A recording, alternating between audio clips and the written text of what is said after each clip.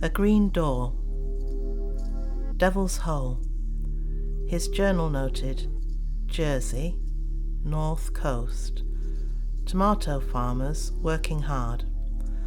Transplanted to Stockport. A note here that they alighted at the wrong station and were actually to depart in Scotland, but took residence in Greater Manchester during the Second World War. Many of the family promised to return. Refugees. And the hole. The devil's statue. Shipwrecked. Displaced. Perhaps Manson was searching in the wrong place. Death Valley, Devil's Hole, a place to hide from his great race war. This was his gateway to his underground realm. Distance and proximity, closeness and separation. I stand in a white shell with a concrete base. The man or men that constructed this shell formed a rectangular hole into the wall of the shell, and now I have a glass window with orange curtains and a green door stepping out onto a balcony. Standing there on the first floor in that shell, looking out across the street lit by tangerine hue of the street lamps, I imagine the residents in the rooms next to me, tucked up in their beds on their parallel level. Other folk moving around, talking, shutting curtains, turning lamps off, putting out cigarettes, pinging microwaves. The walls, shells, armatures, and architectures pass away into the night, suspending the residents in a temporary static state up and down the balcony.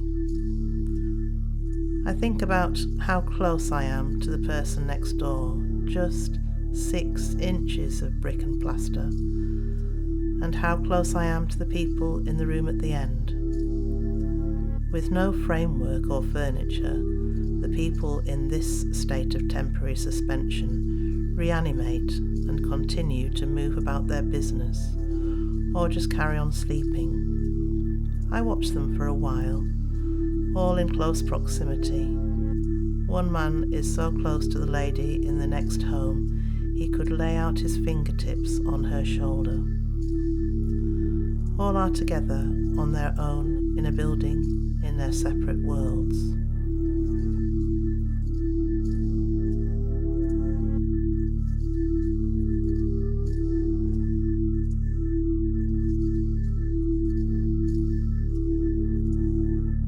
I had met Motessier on several occasions, once in Washington, D.C. in 1990, at a conference. He had told me he had taken a small amount of amphetamines before the conference.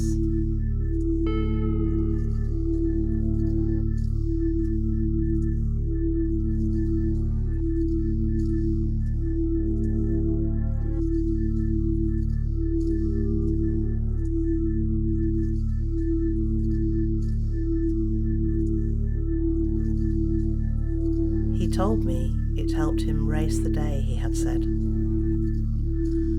I reread my diary after his death.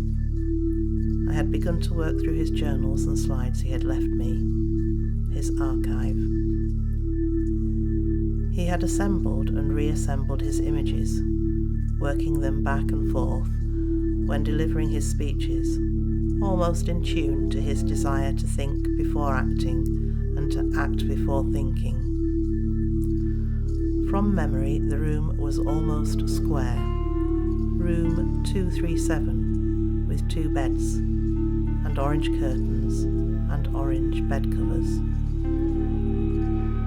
Tired, distinctly 60s in its styling.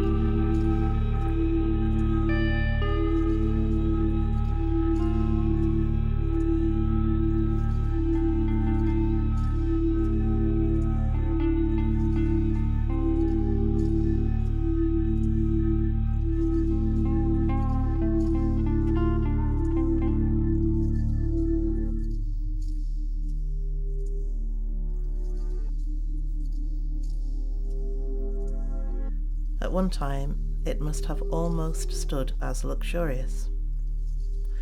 I stood looking at the beds. I would sleep in the one on the right. A table leant against the main wall with a mirror above, and on the table were tea and coffee. In between the beds was a table with a lamp on it. The cord was loose, almost completely pulled from its plug, and the plastic on the switch was cracked.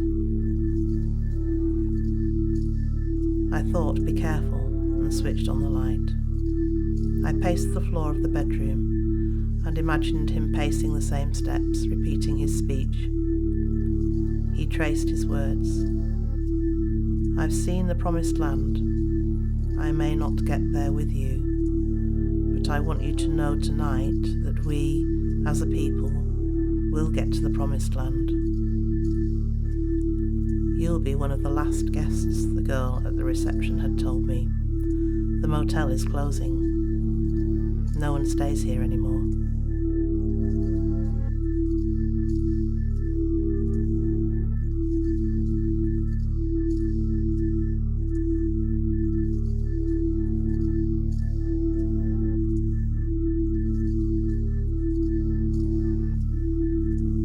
In 1982, he had been on his road trip, his journal noted. The motel is the great utopian ideal, he had exclaimed. The identical room, the egalitarian nature of its organisation. We are all beset by the formality of its architecture, rooms equal in size and stature, all with the intended desire for freedom and liberation to move onto a new horizon. The American road. The motel is both no place and good place. A limbo, a pausing state, a moment's rest before an imagined utopia. The motel holds the blueprint for an assembled utopia, a place of equality to move off from. In a later note, he wasn't so sure. The motel is decline. The motel is paradox, both freedom and prison. The illusory freedom of the open road, saddled with the notion of the never place. Mobilized and static characters. The modernist image of the motel is commodity. Fantasized displacement. A parking lot of abandonment. And where do these figures stand? At once victims of liberation, prisoners of freedom, standing tall, removed from their landscape, mobilized once again but fixed, attached to their static memory.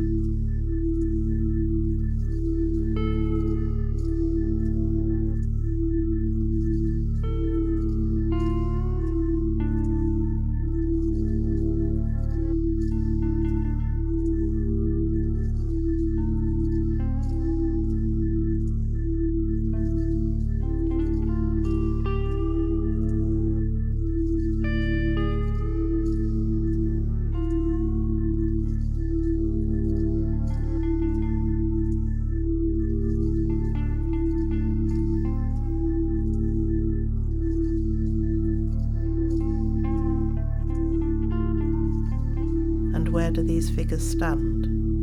At once victims of liberation, prisoners of freedom, standing tall, removed from their landscape, mobilized once again, but fixed, attached to their static memory.